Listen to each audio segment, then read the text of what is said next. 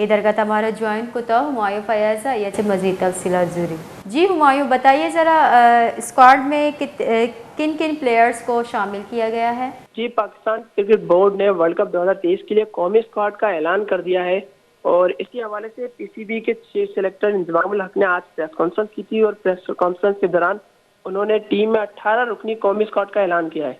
उन्होंने बताया कि स्क्वाड में बाबर आजम बतौर कप्तान और शादाब खान बतौर नायब कप्तान होंगे, जबकि स्क्वाड में जो प्लेयर शामिल हैं उनमें इफ्तिखार अहमद, हारिस रऊफ, इमामुल हक, फखर जमान, अब्दुल्ला शफीक, मोहम्मद वसीम जूनियर, मोहम्मद नवाज, मोहम्मद रिजवान, शाहीन अफरीदी, ओसामा मीर समेत सलमान आगा और सऊद शकील शामिल हैं। इसके अलावा उन्होंने ये भी बताया था कि रिजर्व प्लेयर के लिए वर्ल्ड कप में 3 खिलाड़ियों को रखा जाएगा, जिनमें मोहम्मद हारिस, इब्रार अहमद और जमान खान शामिल हैं। जी जी, बहुत बहुत शुक्रिया हुमायूं फयाज हमें तफसीलात से आगाह करने के लिए।